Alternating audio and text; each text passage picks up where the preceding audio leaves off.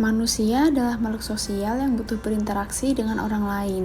Sebagian besar interaksi pasti melibatkan komunikasi yang memuat percakapan dengan orang lain, baik itu percakapan santai maupun percakapan untuk mencapai suatu tujuan tertentu. Percakapan santai menjadi percakapan sehari-hari yang biasa kita lakukan dan umumnya tidak mengandung tujuan tertentu.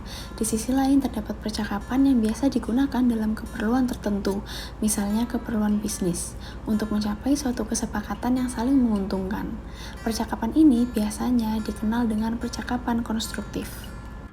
Maka kali ini saya, Putri Rania, akan membahas gimana sih caranya kita dapat membangun percakapan yang konstruktif. Perlu diketahui, dialog konstruktif dengan dialog biasa itu tentunya berbeda ya. Nah, perbedaannya terletak pada tujuan dan gaya percakapan tersebut dilakukan. Dalam hal ini, dialog konstruktif bertujuan untuk menemukan suatu kebenaran.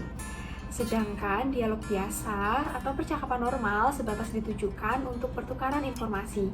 Jadi, jika kita melihat percakapan yang tidak ditujukan untuk suatu hal, maka itu hanya sebuah obrolan biasa yang semata-mata untuk pertukaran informasi tanpa pemahamannya, sehingga yang tersisa hanyalah emosi, baik itu positif maupun negatif. Di sisi lain, dalam dialog konstruktif akan terdapat keinginan untuk mencapai suatu kesamaan pandangan dan pemahaman yang lengkap. Lawan bicara akan terus melanjutkan komunikasi hingga tujuan dapat tercapai, sehingga dalam pelaksanaannya, subjek yang berdialog perlu untuk paham mengenai apa yang sedang dinegosiasikan. Nah, maka dari itu terdapat beberapa cara yang dapat diterapkan untuk mengembangkan keterampilan komunikasi yang konstruktif. Cara yang pertama, mampu menyeimbangkan antara berbicara dan mendengar. Nah, ketika kita sedang berbicara dengan seseorang, sebaiknya kita juga mendengarkan perkataannya tanpa memotongnya. Terkadang kita merasa bahwa kita tahu pemikiran lawan bicara karena pernah mengalami topik yang sama. Tetapi, setiap individu itu memiliki pemikiran yang berbeda-beda. Sehingga kita perlu memperhatikan bahwa mungkin terdapat juga ide-ide yang berbeda dari mereka.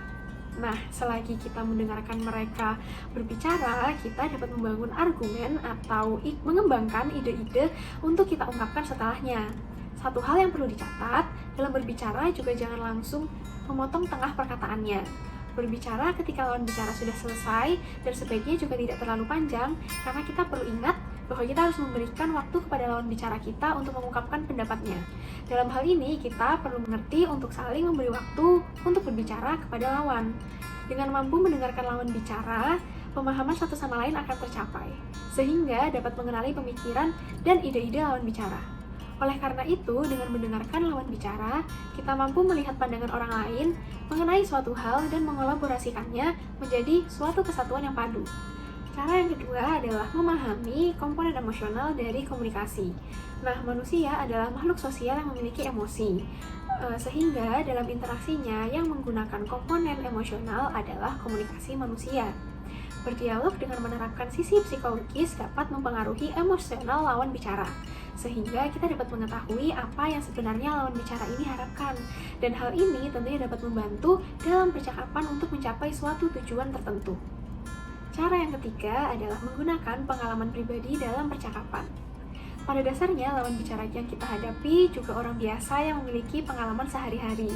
Hal ini dapat diungkit dalam dialog untuk membentuk suatu penyesuaian percakapan. Jika kita menemukan suatu kesamaan dalam ceritanya, maka hal ini mampu meningkatkan rasa kedekatan satu sama lain. Namun, tetap perlu berhati-hati karena dapat menyinggung lawan jika diungkit secara berlebihan, sehingga mampu menimbulkan emosi negatif. Cara yang keempat adalah menerapkan ekspresi dalam percakapan. Ekspresi wajah menjadi detail penting dalam komunikasi. Tentunya hal ini juga disesuaikan dalam tahap percakapan yang dilakukan.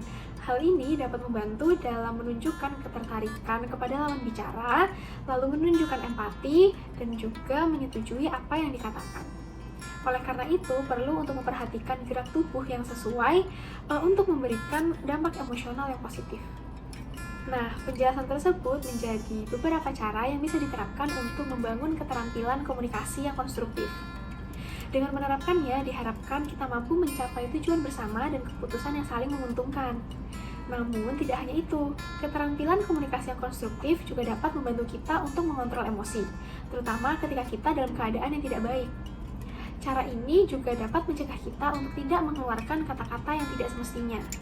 Dengan begitu, kalimat yang akan kita ucapkan akan memiliki kesan yang baik, sopan, dan tetap bermakna.